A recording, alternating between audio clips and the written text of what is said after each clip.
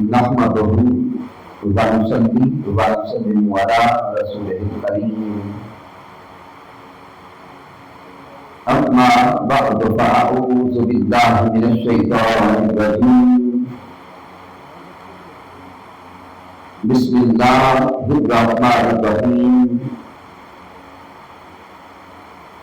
قال اللہ تبارک و تعالی فی القرآن المجید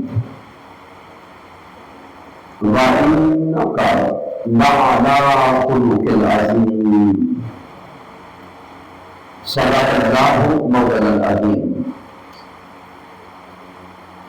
ان اللہ وملائکتہ یصلون علی النبی یا ایھا الذین آمنوا صلوا علیہ وسلموا تسلیما اللہم صلی علی سیدنا و مولانا محمد وعلی آلہ وصحبہ وبارک وسلم۔ اللہ رب العزت کی توفیق سے اور تاجدار کائنات صلی اللہ علیہ وآلہ وسلم کے نائل پاک کے تصدق سے تحریک منہاج القرآن واقعی کے در اہتمام ہم ماہانہ درس عرفان قرآن کی بابرکت نشست میں حاضر ہیں۔ اس درس عرفان قرآن کے انعقاد پر مبارکباد پیش کرتا ہوں تحریک منہاج القرآن کے زمرہ قائدین اور کارکنان کو، تمام فورمز کے قائدین اور کارکنان، منہاج القرآن علماء کونسل، منہاج القرآن یوتھ لیگ، مصطفی اسٹوڈنٹس موومنٹ، پاکستان عوامی تحریک اور منہاج القرآن ویمن لیگ کی مانی بہن اور بیٹیاں، مالک کائنات کی بارگاہ اقدس میں دعا کرتے ہیں کہ رب کائنات پیارے محبوب صلی اللہ علیہ وسلم کے تصدق سے سب کا حاضر ہونا اپنی بارگاہ اقدس میں قبول فرمائے۔ سامعین محترم، الحمدللہ اخلاق نبوی صلی اللہ علیہ وسلم کے موضوع پر ہم نے پچھلے ماہ سے سلسلہ وار گفتگو کا آغاز کیا تھا، اور ہم نے جس موضوع کا آغاز کیا وہ موضوع تھا عظمت اخلاق مصطفیٰ صلی اللہ علیہ وآلہ وسلم، اور سورہ القلم کی ابتدائی آیات بینات کی روشنی میں ہم نے عظمت مصطفیٰ صلی اللہ علیہ وسلم کے موضوع کو جاننے کی اور سمجھنے کی کوشش کی تھی۔ سامعین محترم، آج ہم ام المومنین سیدہ عائشہ صدیقہ رضی اللہ تعالی عنہا کہ فرمان عائشہ سے عظمت اخلاق مصطفیٰ صلی اللہ علیہ وسلم جاننے کی کوشش کریں گے کہ سیدہ عائشہ صدیقہ رضی اللہ تعالی عنہا کی بارگاہ اقدس میں ایک صحابی حاضر ہوئے، حضرت سعد، اور آپ آتے سیدہ عائشہ صدیقہ رضی اللہ تعالی عنہا سے سوال کرتے ہیں کہ اے ام المومنین، مجھے خبر دے کہ پیارے محبوب صلی اللہ علیہ وسلم کا اخلاق کیسا تھا۔ تو سیدہ عائشہ صدیقہ رضی اللہ تعالی عنہا سوال کرنے والے سے سوال کرتی ہے کہ کیا تم نے کبھی قرآن کی تلاوت نہیں کی؟ وہ صحابی عرض کرتے ہیں کہ میں قرآن کی تلاوت کرتا ہوں، میں قرآن کی زیارت کرتا ہوں، تو سیدہ عائشہ صدیقہ رضی اللہ تعالی عنہا فرماتی ہیں پھر جان لے کانا خلقہ القرآن کہ سارے کا سارا قرآن اخلاق محمد مصطفیٰ صلی اللہ علیہ وسلم کا بیان ہے۔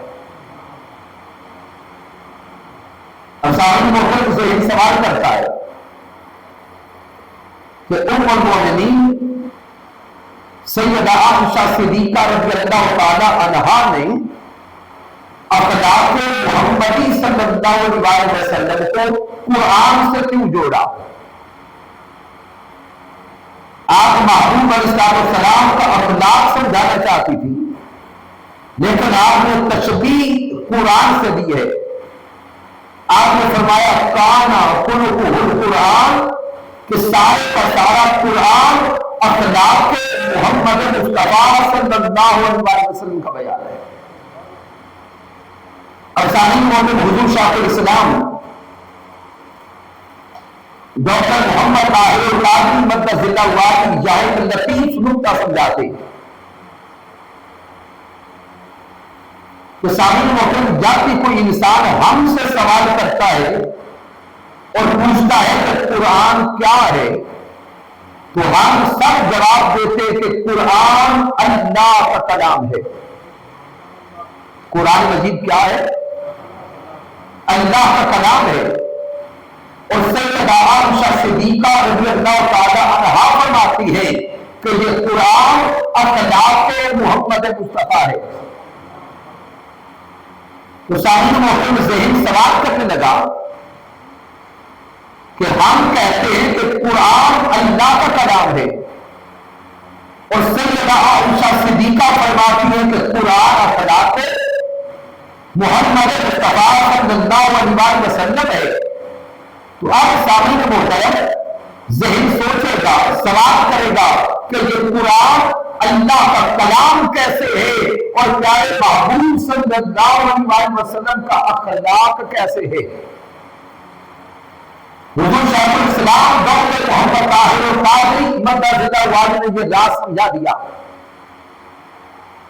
آپ نے فرمایا کہ قرآن اللہ کا کلام ہے اور کلام صاحب کلام کی صفت ہوتا ہے۔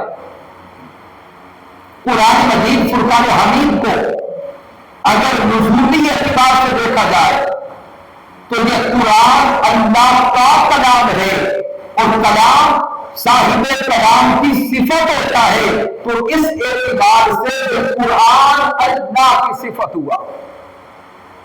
قرآن مجید اللہ کی صفت ہوا اور سیدہ عائشہ صدیقہ نے فرمایا کہ قرآن پیارے محبوب صلی اللہ علیہ وسلم کا اخلاق ہے، اخلاق بھی صاحب اخلاق کی صفت ہوتا ہے۔ جب ہم اس میں جان چکے کہ اخلاق صفات کے مجموعہ کو کہتے تو صاحب محبوب اخلاق صاحب اخلاق کی صفت ہوتا ہے اور کلام صاحب کلام کی صفت ہوتا ہے۔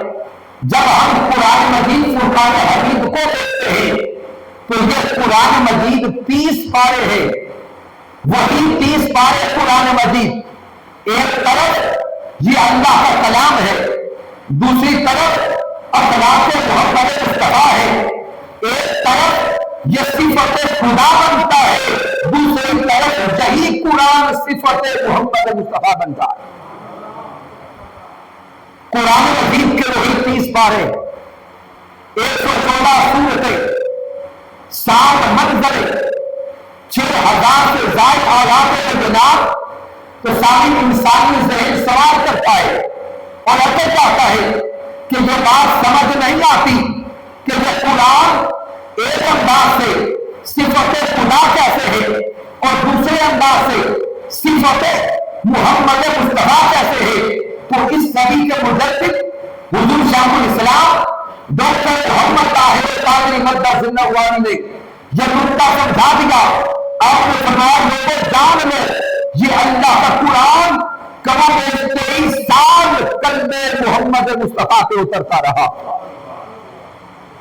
یہ اللہ کا کلام کم و بیش 23 سال توکل محمد مصطفیٰ کو اترتا رہا، قلب مصطفیٰ کو اترتا رہا، تو سامنے محترم قرآن مجید کی ہر آیت میں اللہ کی صفات کا رنگ اترتا، آیات کلمات میں اللہ کی صفات کا رنگ اترتا، کسی آیت مبارکہ میں صفات الہیہ کا رنگ ہوتا، کسی آیت کریمہ میں شمائل الہیہ کا رنگ ہوتا، کسی آیت کریمہ میں خصائل الہیہ کا رنگ ہوتا، تو رب کائنات کا رنگ قلب مصطفیٰ کو اترتا رہا، اللہ کا رنگ پیکر مصطفیٰ کو اترتا رہا۔ جب رب کائنات کا رنگ پیکر محمد مصطفیٰ پہ آتا، صفات الہیہ کا رنگ صفات مصطفیٰ پہ چڑھتا، خصائل الہیہ کا رنگ خصائل مصطفیٰ پہ چڑھتا، شمائل الہیہ کا رنگ شمائل مصطفیٰ پہ چلتا رہا، تو سامعین صفات مصطفیٰ صفات الہیہ میں فنا ہوتی چلی گئی، خصائل مصطفیٰ خصائل الہیہ میں فنا ہوتے چلے گئے، شمائل مصطفیٰ شمائل الہیہ میں فنا ہوتے چلے گئے۔ قریب 23 سال اللہ کا رنگ پیکر مصطفیٰ پہ چلتا رہا، 23 سالوں کے بعد ادھر قرآن کا نزول مکمل ہوتا ہے، رب کائنات فرماتا ہے الجنہ اکملت لکم دینکم واتممت علیکم نعمتی ورضیت لکم الاسلام دینا۔ ادھر قرآن کی تکمیل ہوتی ہے، نزول مکمل ہوتا ہے، ادھر ذات مصطفیٰ پہ اللہ کا رنگ مکمل ہوتا ہے۔ 23 سالوں کے بعد اب کیفیت یہ تھی، دیکھنے والے دیکھتے سامنے پیکر محمد مصطفیٰ کا ہوتا، لیکن پیکر مصطفیٰ پہ رنگ سارے کا سارا خدا کا ہوتا تھا۔ 23 سالوں کے بعد اب کیفیت یہ تھی کہ دیکھنے والے مکھڑائے مصطفیٰ دیکھتے ہیں، دیکھنے والے رخے دہا دیکھتے، دیکھنے والے چہرائے مصطفیٰ دیکھتے، لیکن چہرائے مصطفیٰ میں رنگ سارے کا سارا خدا کا دکھائی دیتا تھا۔ صبغۃ اللہ ومن احسن من اللہ صبغہ، رب کائنات نے ذات مصطفیٰ کو اپنا رنگ چڑھا دیا، اور رب فرماتا ہے لوگوں کس کا رنگ اللہ کے رنگ سے بہتر ہے؟ تو حضور شیخ الاسلام نے یہ نکتہ سمجھا دیا کہ اللہ رب العزت نے پیارے محبوب صلی اللہ علیہ وسلم کی ذات پر جب اپنا رنگ چڑھا دیا تو سیدہ عائشہ صدیقہ رضی اللہ تعالی عنہا نے یہ نکتہ سمجھا دیا، کانا خلقہ القرآن، ارے رب کے کلام کو پڑھتے جاؤ، رب کا سارا کلام اخلاق محمد مصطفیٰ کا بیان ہے۔ سامعین محترم، حضور شیخ الاسلام نے سیدہ عائشہ صدیقہ رضی اللہ تعالیٰ عنہ کی اسی کلمہ کی پھر تشریح فرمائی۔ آپ نے فرمایا کہ ام المومنین سیدہ عائشہ صدیقہ رضی اللہ تعالیٰ عنہ بتانا یہ چاہتی ہے کہ لوگوں اللہ رب العزت نے ہمیں پیدا کیا، مالک کائنات نے ہمیں اس دنیا میں بھیجا، رب کائنات نے اس دنیا میں بھیج کر ہمیں زندگی گزارنے کے اصول عطا فرمائے، اگر ان قوانین کو تھیوری میں دیکھنا ہو تو قرآن کو پڑھو، اللہ کے عطا کردہ قوانین کو اگر تھیوری کی صورت میں مطالعہ کرنا چاہو تو قرآن کو پڑھو، اگر ٹیکسٹ بک دیکھنا چاہو تو قرآن کو پڑھو، اور اگر ان قوانین کو عملی صورت میں دیکھنا چاہو تو پھر اخلاق کے محمد مصطفیٰ کو دیکھو۔ کیونکہ سامعین محترم، کوئی بھی تھیوری اس وقت تک کاملاً سمجھ نہیں آتی جب تک تجربہ گاہ سے نہ گزرا جائے، جب تک اس کا پریکٹیکل نہ ہو۔ تو دین اسلام نے ہمیں زندگی گزارنے کے قوانین پڑھائے بھی ہیں، دکھائے بھی ہیں۔ دین اسلام نے قوانین ہمیں دکھائے ہیں اور پڑھائے ہیں قرآن کی صورت میں اور دین اسلام نے یہ قوانین ہمیں دکھائے ہیں، پیک کرے محمد مصطفیٰ کی صورت میں۔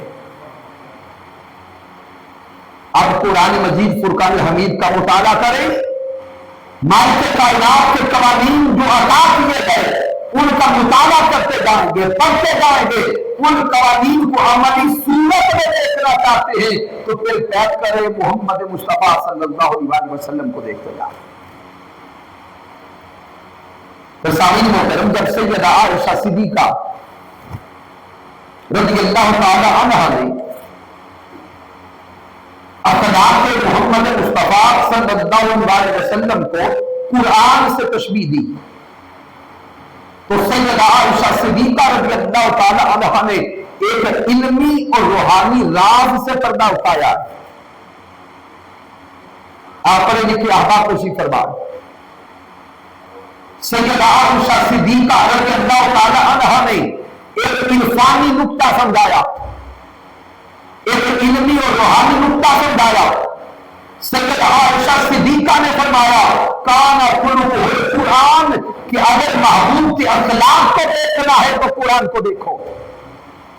سامعین محترم، حضور شیخ الاسلام کی اس کتاب کا مطالعہ کریں، الروض الباسم من خلق نبی الخاتم، اس کتاب کی پہلی جلد کو پڑھیں تو حضور شیخ الاسلام نے ایک عرفانی نکتہ لکھا کہ سیدہ عائشہ صدیقہ رضی اللہ تعالی عنہا نے اخلاق محمدی کو تشبیہ دی ہے اللہ کے کلام کے ساتھ۔ اور جب اللہ کے کلام کو دیکھتے ہیں تو آیات بینات تین طرح کی ہے، کچھ آیات محکمات ہیں، کچھ آیات متشابہات ہیں، اور کچھ آیات مقطعات ہیں۔ سامعین، آپ پوری توجہ کریں گے اس علمی اور عرفانی نکتہ کی طرف۔ جب سیدہ عائشہ صدیقہ رضی اللہ تعالی عنہا نے اخلاق محمدی کو قرآن سے جوڑا ہے تو قرآن کی اگر آیات بینات کو دیکھتے ہیں تو وہ تین طرح کی ہے، آیات محکمات، آیات متشابہات اور آیات مقطعات۔ آیات محکمات وہ ہیں جن کی سمجھ ہر کسی کو آ جاتی ہے، ان آیات بینات کے اندر اللہ کے احکامات واضح ہیں، عام قاری بھی پڑھتا ہے تو راز کو پا جاتا ہے۔ لیکن آیات متشابہات وہ ہیں جن آیات کے اندر جو احکامات اتارے گئے ان کی معرفت ہر کسی کو نصیب نہیں ہوتی۔ آیات متشابہات کے عرفانی نکات وہی جانتے ہیں جو اطراف خون سے علم ہے، جن کو حضرت کائنات نے علم میں مہارت عطا کی ہے، فقاہت عطا کی ہے اور ثقافت عطا کی ہے۔ پھر آیات مقطعات وہ ہیں جن کے راز یا خدا جانتا ہے یا پیارے محمد مصطفیٰ جانتے ہیں۔ تو سیدہ عائشہ صدیقہ رضی اللہ تعالی عنہا نے اخلاق محمدی کو قرآن سے جوڑ کر ایک راز سمجھا دیا کہ محبوب علیہ السلام کی صفات کو دیکھو، محبوب کائنات کے اخلاق کو دیکھو اور محبوب کائنات کی ذات کو دیکھو۔ ذات محمد مصطفیٰ کے کچھ پہلو وہ ہیں جو آیات محکمات کی طرح ہیں جن کی سمجھ ہر کسی کو آ جاتی ہے۔ ذات محمد مصطفیٰ صلی اللہ علیہ وسلم کے کچھ پہلو وہ ہیں جو آیات محکمات کی طرح ہیں جن کی سمجھ ہر کسی کو آ جاتی ہے۔ پھر سیدہ عائشہ صدیقہ سمجھاتی ہے کہ ذات محمد مصطفیٰ کے کچھ پہلو وہ ہیں جو آیات متشابہات کی طرح ہیں کہ ان رازوں سے پردہ وہی اٹھاتے ہیں جو الراسخون فی العلم ہیں، جو صاحبان معرفت ہیں، جو صاحبان راز ہیں۔ اور ذات محمد مصطفیٰ کے کچھ پہلو الفاظ، کلمات اور حروف مقطعات کی طرح ہیں کہ تاجدار کائنات کی ذات کے ان پہلوؤں کی خبر دنیا کے کسی عام انسان کو نہیں ہوتی۔ اللہ سے دور سے علم بھی نہیں پاتے، ذات محمد مصطفیٰ کے وہ راز ایسے پردے میں ہیں یا خدا جانتا ہے یا خود میرے مصطفیٰ جانتے ہیں۔ سیدہ عائشہ صدیقہ راز دار مصطفیٰ یہ نکتہ سمجھا رہی ہے، اے محبوب علیہ السلام کے امتیوں، محبوب علیہ السلام کی عظمت کو سلام کرنے والوں، محبوب کی عظمت کو ماننے والوں، جان لو تم نے ابھی صرف اتنا دیکھا ہے جتنا آیات محکمات میں دیکھا جا سکتا ہے۔ پھر محبوب علیہ السلام کی ذات اقدس کو دیکھو، محبوب علیہ السلام کی ذات کو رت کائنات میں کتنے فرق سے پا سکتے ہیں۔ کچھ احوال ایسے ہیں جو آیات متشابہات کی طرح ہیں، وہ صرف وہ جانتے ہیں جو صاحبان عرفان ہیں، جو صاحبان معرفت ہیں، جو قرب والے ہیں۔ اور محبوب کی ذات کے کچھ پہلو ایسے بھی ہیں جو ابھی اس کائنات پر افشا نہ کیے گئے۔ ذات محمد مصطفیٰ کی کچھ پہلو ایسے بھی ہیں جو ابھی اس کائنات کے کسی فرد نے نہ دیکھے۔ اسی لیے میرے محبوب نے حضرت صدیق اکبر سے فرمایا تھا، یا ابا بکر لم یعرفنی حقیقتا سوارتی، اے ابو بکر میری حقیقت کو میرے رب کے سوا کوئی جانتا ہی نہیں ہے۔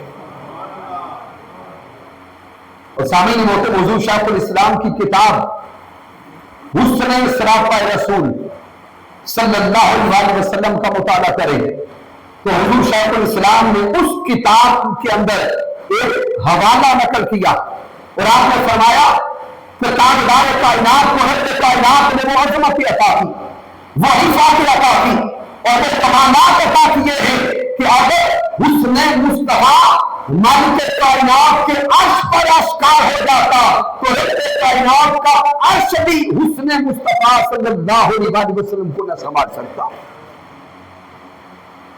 لیکن سامعین محترم، ہمارا آج یہ موضوع نہیں ہے، صرف سیدہ عائشہ صدیقہ رضی اللہ تعالیٰ عنہ کے فرمان کی روشنی میں چند نکات آپ کے ذہن تک پہنچانا مقصود ہے۔ پھر سامعین محترم، اس حدیث مبارکہ کا مطالعہ کریں جس حدیث مبارکہ میں سیدہ عائشہ صدیقہ رضی اللہ تعالی عنہا فرماتی ہے کانا خلقہ القرآن، کہ سارے کا سارا قرآن اخلاق محمد مصطفیٰ صلی اللہ علیہ وسلم ہے۔ اس حدیث مبارکہ کے دو راوی ہیں، ایک راوی حضرت سعد بن ہشام بن عامر رضی اللہ تعالی عنہ۔ اس حدیث مبارکہ کو امام مسلم صحیح مسلم میں لایا، امام احمد بن حنبل المسند میں لایا، امام ابی داؤد نقل کرتے اور امام نسائی نقل کرتے۔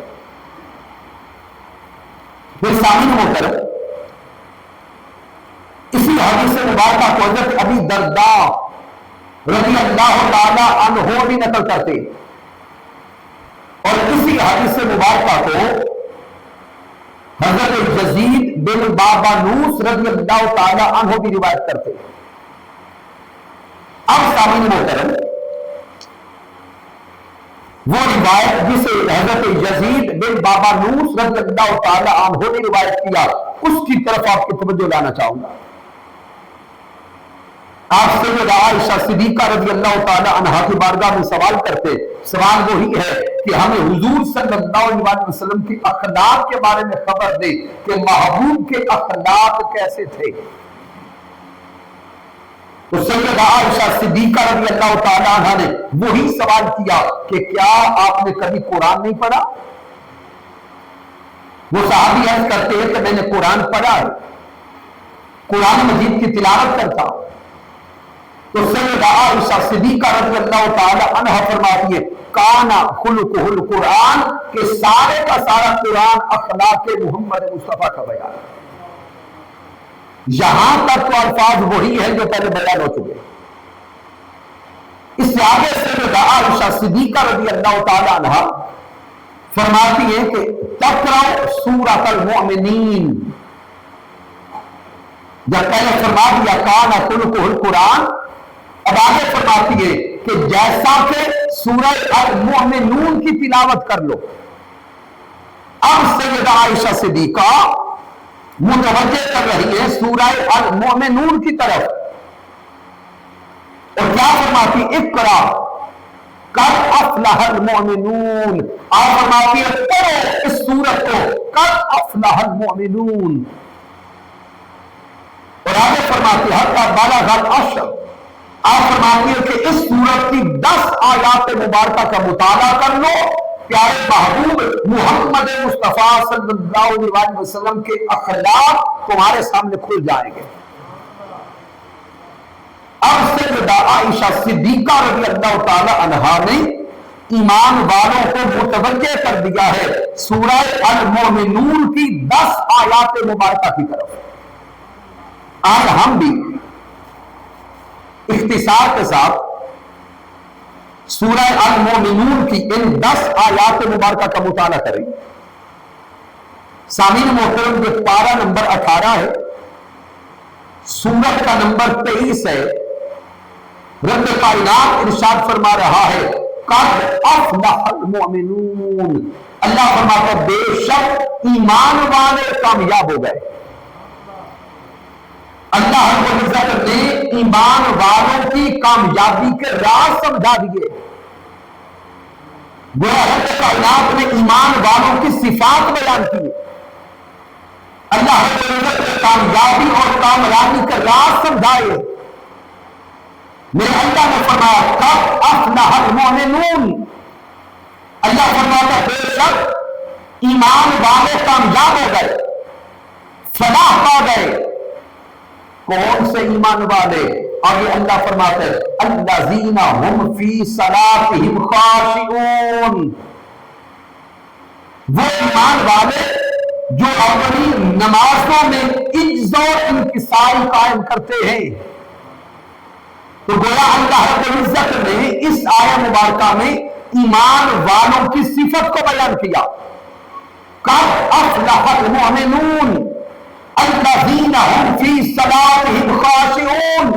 وہ ایمان والے کامیاب ہو گئے جو نمازوں کے اندر عاجزی اختیار کرتے ہیں. سامعین محترم، اس آیہ مبارکہ کی بھی کئی تفاسیر ہے.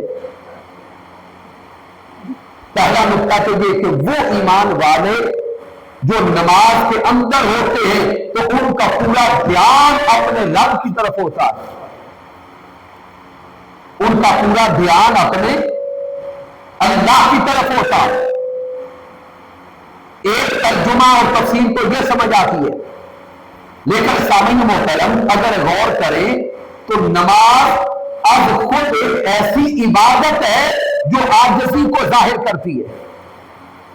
نماز ایسی عبادت ہے کہ جو اب خود عاجزی کو ظاہر کرتی ہے. مثال کے طور پر سامعین محترم، جو انسان متکبر ہے وہ کبھی نماز کی طرف نہیں آتا. جو انسان غافل ہے وہ کبھی نماز کی طرف نہیں آتا. اور نماز کیا ہے کہ اللہ کا بندہ سب سے پہلے نیت کرتا ہے کہ میں اللہ کی خاطر اٹھ کے وضو کرتا ہوں اور نماز ادا کرتا ہوں.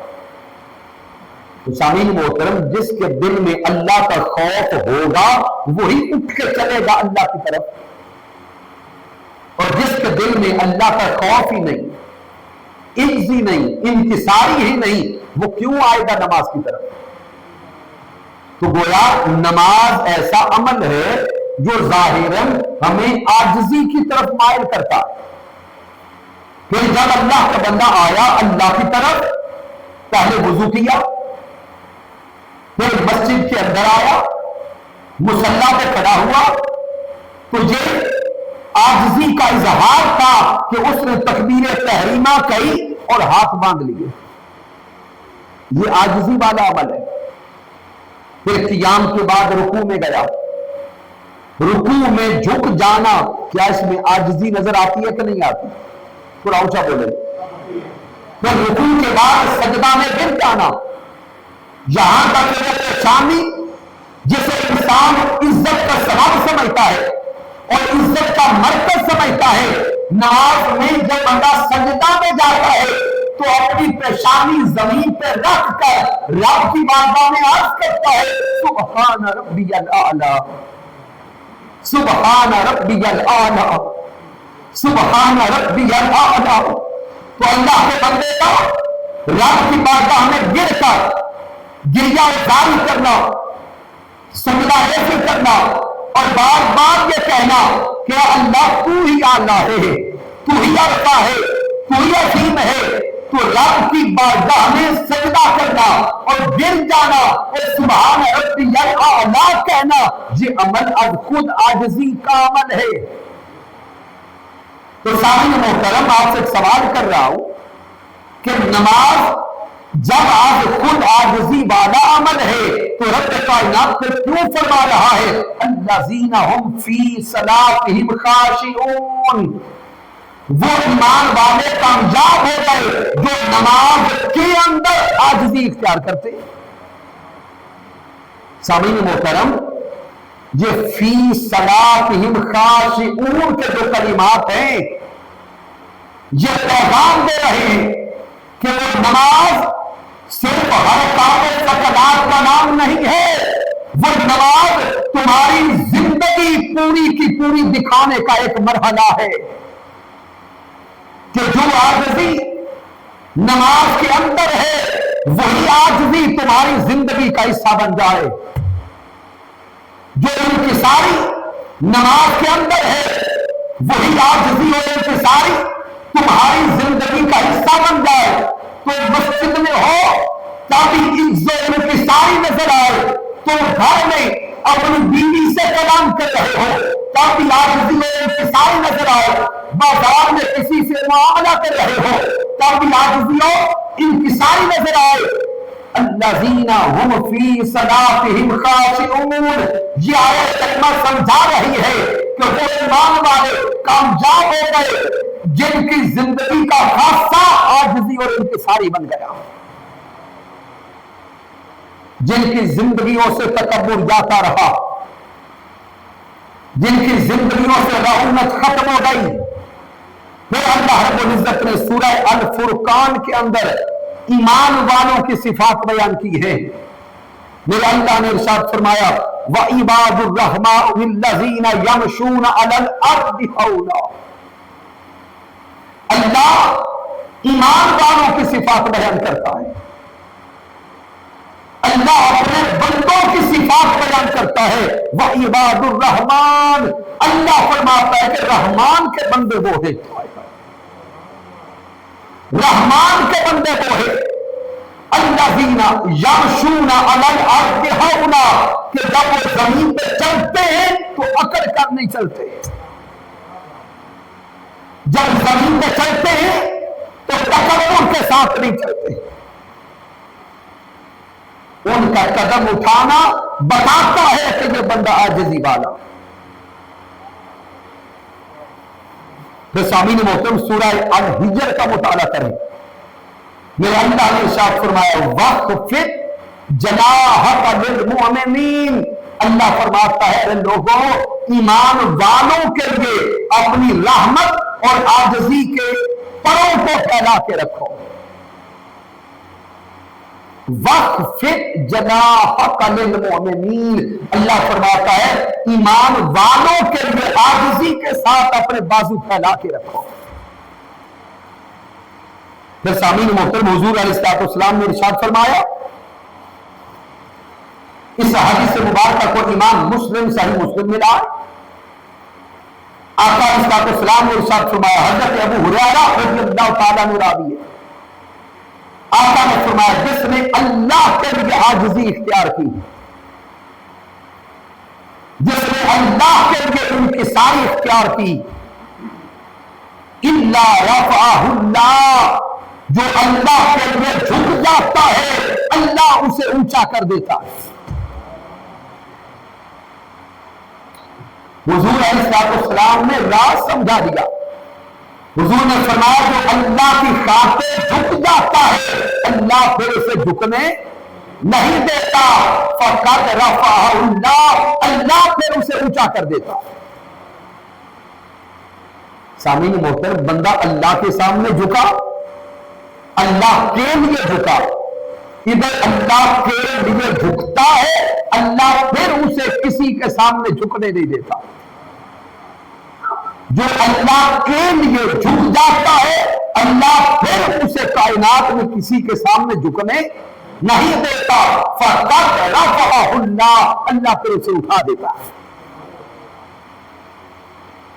تو سامعین محترم، سیدہ عائشہ صدیقہ رضی اللہ تعالی عنہ نے فرمایا اگر محبوب علیہ السلام کا اخلاق دیکھنا چاہتے ہو تو پھر سورہ المؤمنون کی پہلی 10 آیات بینات کا مطالعہ کرنا۔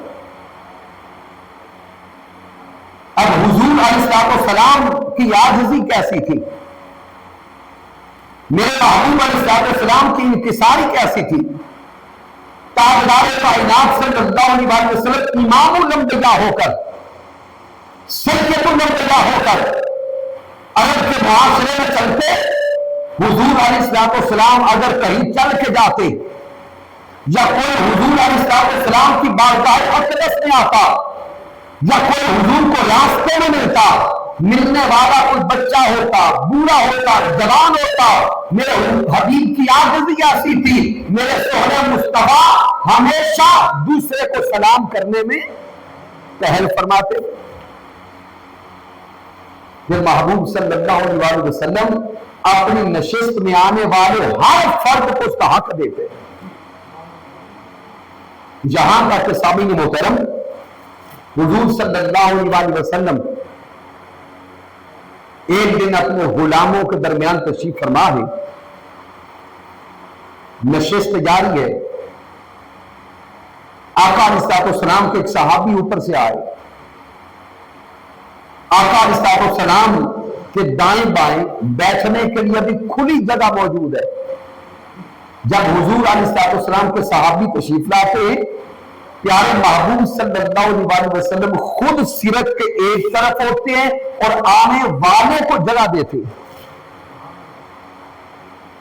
جب وہ بیٹھ گئے تو حضور علیہ السلام کی بارگاہ اقدس میں جو دیگر صحابہ بیٹھے تھے وہ حضور کی بارگاہ میں سوال کرتے ہیں، اے محبوب کائنات، جب یہ ہمارے ساتھی آپ کے صحابی آپ کے دیوانے اوپر سے آئے ہیں، حضور دائیں بائیں بیٹھنے کے لیے جگہ تو کافی موجود ہے، جگہ تو موجود تھی، وہ وہاں بیٹھ جاتے۔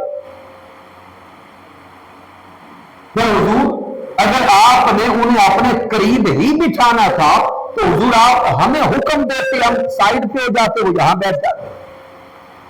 اے محبوب کائنات صلی اللہ علیہ وسلم، آپ نے خود ان کے لیے جگہ کیوں چھوڑی؟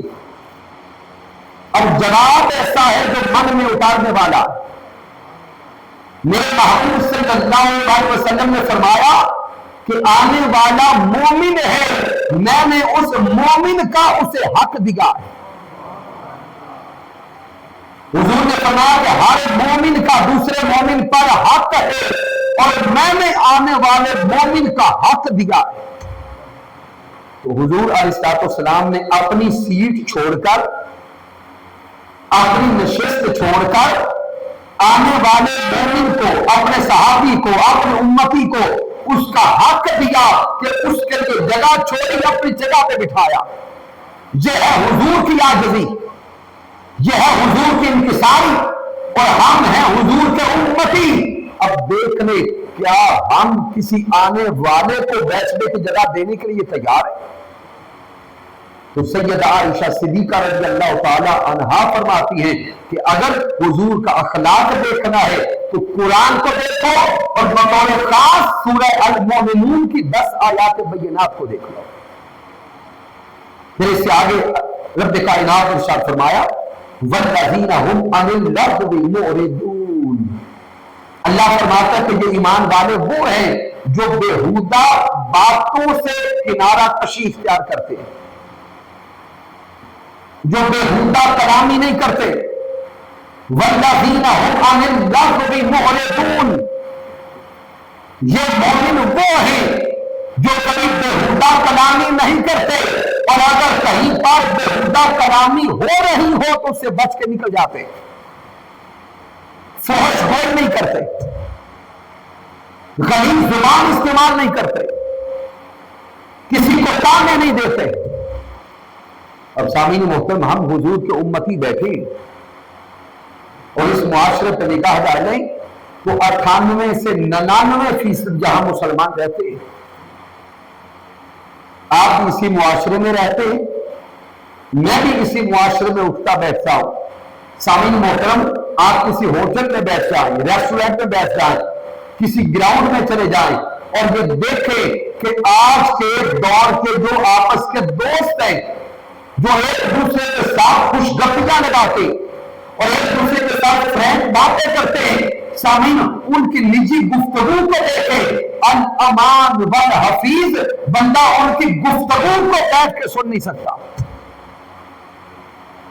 اس دور کے دوست ایسی بےہودہ کلامی کرنے لگ گئے کہ وہ جہاں بیٹھتے ہیں ایک دوسرے کو ہنستے ہوئے، خوش گپیاں لگاتے ہوئے، کھلی ماں بہن کی گالیاں دیتے ہیں، کسی کو کوئی اعتراض بھی نہیں ہوتا. ایسی فوش گویا ہو گئی. جب کہ رب کائنات قرآن میں ایمان والوں کی صفات بیان کرا، وہ ایمان والے جو کامیاب ہو گئے وہ کون سے ہیں؟ والذین هم عن اللغو معرضون، جو کبھی بھی فحش بول نہیں کرتے، بےہودہ کلامی نہیں کرتے. اگر ان کے سامنے اگر بےہودہ کلامی کی جاتی ہے تو وہاں سے کنارہ کش ہو جاتے. اور اللہ رب العزت نے تو ایمان والوں کو حکم دیا ہے وَقُولُوا لِلنَّاسِ حُسْنًا. اللہ نے فرمایا ایمان والوں ہمیشہ ایک دوسرے سے احسن گفتگو کرو، اچھی گفتگو کرو. پھر حضور علیہ السلام نے ایمان والوں کی صفت بیان کی. حضرت ابو ہریرہ رضی اللہ تعالیٰ عنہ سے روایت ہے، حضور نے فرمایا من کان یؤمن باللہ والیوم الاخر، حضور نے فرمایا جو اللہ کا اور یوم آخرت پر ایمان رکھتا ہے فَلْيَقُلْ خَيْرًا أَوْ لِيَصْمُتْ، جو اللہ رسول کو ماننے والا ہے اسے چاہیے کہ جب بھی بولے اچھا بولے، جب بھی بولے اچھا بولے. أَوْ لِيَصْمُتْ، اگر اچھا نہیں بول سکتا تو زبان کو بند رکھ لے. پھر حضور علیہ السلام نے ارشاد فرمایا، امام ترمذی روایت کرتے، میرے حضور نے فرمایا کہ مومن کے اندر یہ 4 صفات مذمومہ نہیں ہو سکتی. میرے حضور نے فرمایا لیس المؤمن بالطعان ولا اللعان ولا الفاحش. حضور نے فرمایا کہ مومن کبھی تانا دینے والا نہیں ہوتا، مومن کبھی لعنت کرنے والا نہیں ہوتا، مومن کبھی فحش بول کرنے والا نہیں ہوتا، اور مومن کبھی بد زبان نہیں ہوتا. حضور علیہ السلام نے مومن کی صفات بیان کی اور حضور نے فرمایا کہ مومن کے اندر یہ بری صفات اور بری خصلتیں کبھی نہیں ہوگی. تاجدار کائنات نے یہ راز سمجھا دیا کہ جو مومن ہوگا اس کے اندر یہ بری خصلتیں نظر نہیں آئیں گی. پھر سامعین محترم، اس سے آگے میرے اللہ نے فرمایا وَالَّذِينَ هُمْ لِلزَّكَاةِ فَاعِلُونَ. اللہ فرماتا ایمان والے وہ ہیں جو زکات کے ذریعے اپنے آپ کو پاک کرتے ہیں. وَالَّذِينَ هُمْ لِلزَّكَاةِ فَاعِلُونَ، جو زکات ادا کر کے اپنے آپ کو پاک کر لیتے ہیں، صاف کر لیتے ہیں.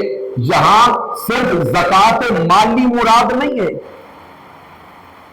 زکات جسمانی بھی مراد ہے، زکات روحانی بھی مراد ہے. گویا ایمان والے وہ ہیں جو ہر اعتبار سے رب کی رضا کی خاطر زکات دیتے ہیں، اپنے من کو، اپنے تن کو، اپنی روح کو، اپنے جسم کو اللہ کی خاطر پاک کر لیتے ہیں.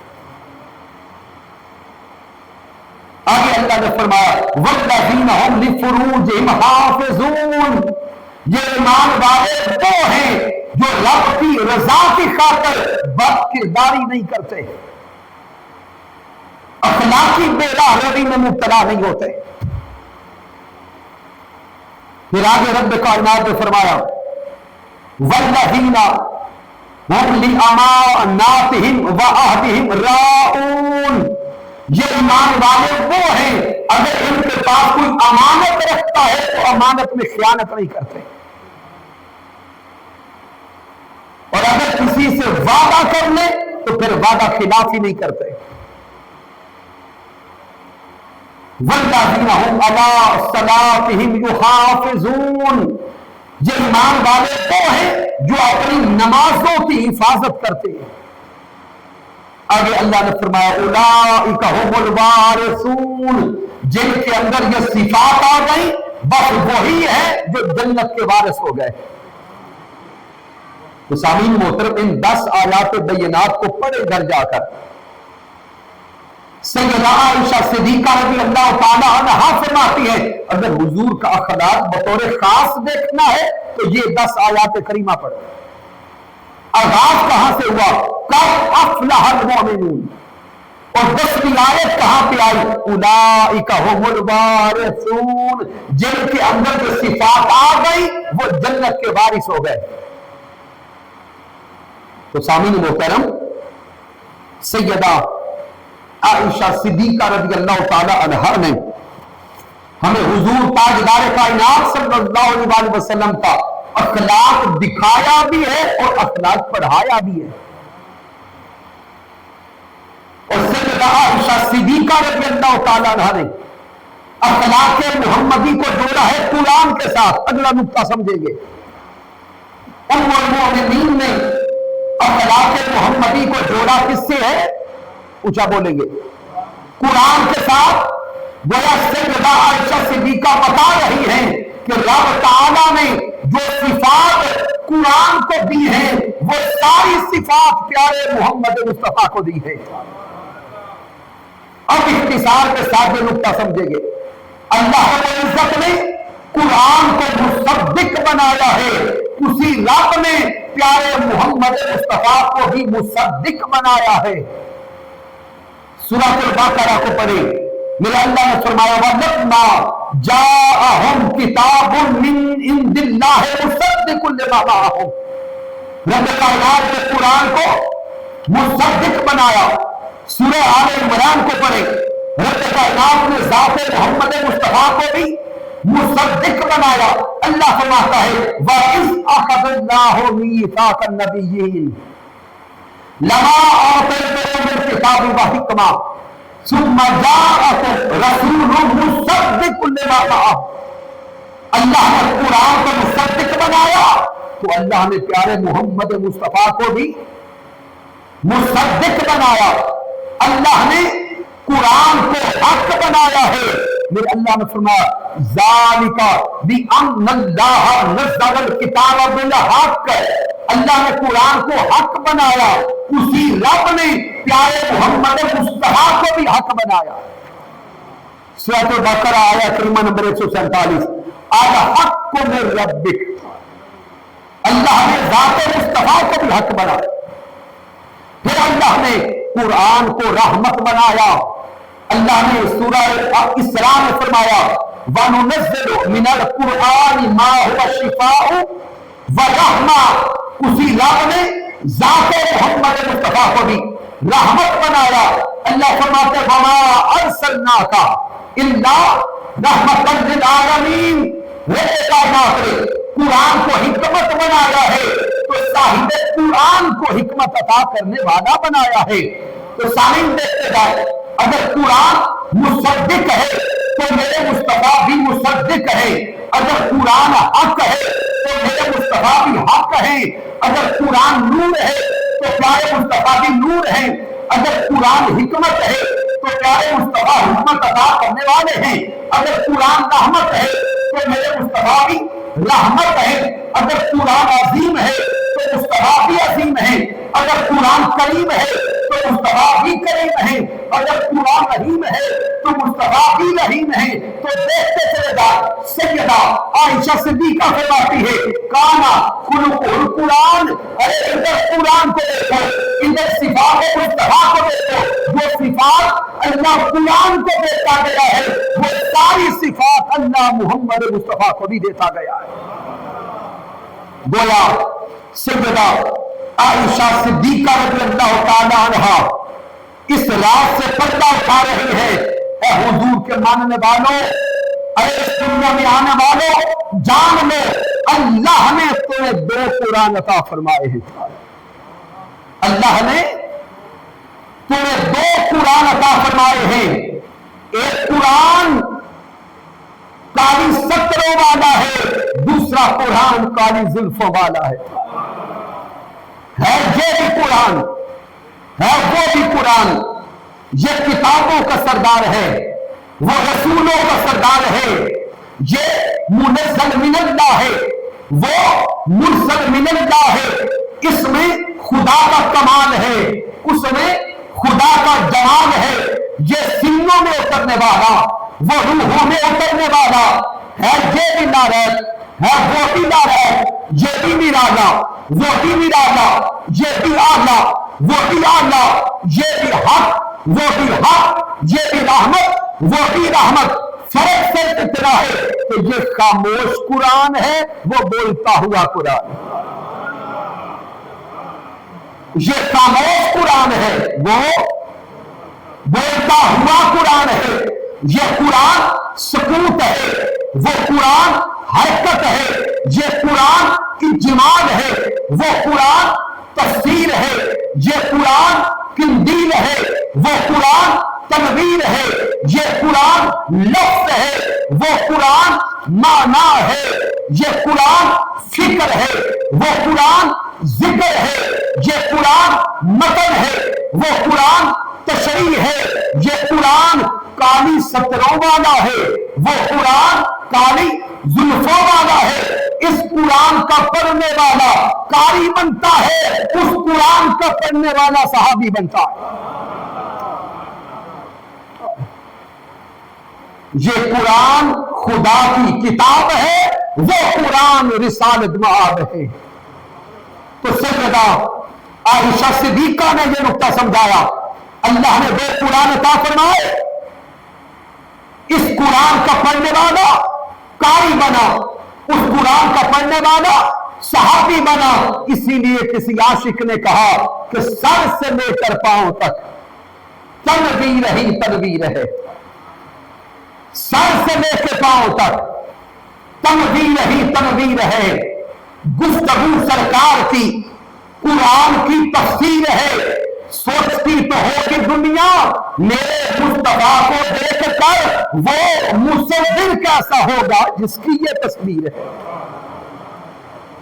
اور کسی اور دیوانے نے حد کر دی اور کہنے لگا کہ بے حد نے عجب کام کیا، حد کر دی، بے حد نے عجب کام کیا، حد کر دی، گنجائش تنقید سبھی رد کر دی، خود تو پردے میں رہا، خود تو پردے میں رہا، خود کو دکھانے کے لیے سامنے تصویر محمد کر دی۔ تو سامنے محترم اس مادیت کے دور میں تحریک منہاج القرآن کا بھی یہی مرکز و محور ہے۔ حضور شیخ الاسلام ڈاکٹر محمد طاہر قادری مرکز والی آپ کے پیغام کا بھی یہی مرکز و محور ہے۔ حضور شیخ الاسلام کی ساری زندگی کی تعلیمات کا بھی یہی مرکز و محور ہے کہ حضور شیخ الاسلام نے مرکز یا قرآن کو بنایا ہے یا صاحب قرآن کو بنایا ہے۔ حضور شیخ الاسلام نے جب تحریک قائم کرنا چاہی تو حضور شیخ الاسلام نے اپنی تحریک کا نام ہی منہاج القرآن رکھا۔ گویا حضور شیخ الاسلام نے اول دن سے اپنی تحریک کو اس قرآن سے جوڑ دیا۔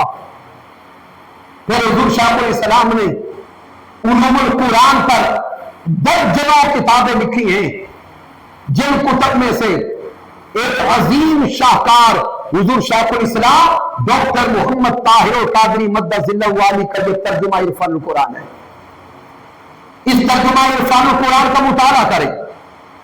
اس دور کے اندر قرآن مجید فرقان حمید کا سائنسی اعتبار سے، ادبی اعتبار سے، فنی اعتبار سے آسان ترین ترجمہ حضور شاہ الاسلام ڈاکٹر محمد طاہر القادری مدث اللہ علی کا ترجمہ عرفان القرآن ہے۔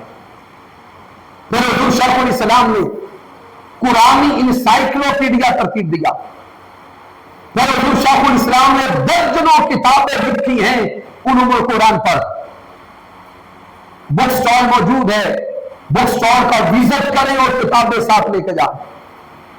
تو ایک طرف حضور شاہ الاسلام ڈاکٹر محمد طاہر القادری مدث اللہ علی نے اپنی تحریک کو جوڑا ہے قرآن کے ساتھ، اور قرآن کے ذریعے پھر حضور شاہ الاسلام نے ساری زندگی عشق محمد مصطفیٰ کا پیغام دیا، تعلق مصطفیٰ کا پیغام دیا، محبت مصطفیٰ کا پیغام دیا۔ تو گویا ام المومنین سیدہ عائشہ صدیقہ رضی اللہ تعالی عنہا نے جو دو قرآن کا تصور دیا، دو قرآن کا فلسفہ دیا، اس دور کے اندر، اس صدی کے اندر، اس زمانے کے اندر اگر دو قرآن سے محبت کا عملی نمونہ دیکھنا ہے تو تحریک منہاج القرآن کو دیکھیں، اور تحریک منہاج القرآن کے بانی حضور شاہ الاسلام ڈاکٹر محمد طاہر القادری کو دیکھیں۔ سامعین محترم، آپ کو دعوت محبت دیتا ہوں، جتنے احباب ابھی تک منہاج القرآن کے رفیق نہیں بنے، آپ کو دعوت رفاقت دیتا ہوں کہ تحریک منہاج القرآن کا بس یہی میسج ہے، یہی پیغام ہے کہ تحریک منہاج القرآن آنے والے ساتھیوں کو یا قرآن سے جوڑ رہی ہے یا صاحب قرآن سے جوڑ رہی ہے۔ اس لیے سامعین محترم، منہاج القرآن پر رفاقت فارم لیں، اس کا مطالعہ کریں، اگر بات من میں اتر جائے تو فارم فل کر کے جمع کروا دیں۔ اس ماہانہ درس عرفان القرآن کے انعقاد پر بارے دیگر مبارکباد پیش کرتا ہوں تحریک منہاج القرآن واہ کینٹ کے جمی قائدین اور کارکنان کو، تشریف لائے ہوئے جمی دیوان گان مصطفیٰ صلی اللہ علیہ وسلم کو، کی محمد سے وفا تو نے تو ہم تیرے ہیں، یہ جہاں چیز ہے کیا لوح و قلم تیرے ہیں۔ میں نے جو کچھ بیان کیا اگر اس میں کوئی کمی ہے، کوئی کجی ہے، کوئی غلطی ہے تو مجھ ناچیز کی طرف سے ہے، رب کائنات معاف فرمائے۔ اگر اس میں کوئی اچھائی اور کمال ہے تو اللہ کی عزت کی قسم میرا کوئی کمال نہیں، یہ میرے اللہ کا کرم ہے، محبوب علیہ السلام کی رحمت ہے۔ میرے قائد، میرے مربی، میرے استاذ حضور شیخ الاسلام ڈاکٹر محمد طاہر القادری مدث اللہ علی کی صحبت کا فیضان ہے۔ وما علینا الا البلاغ المبین۔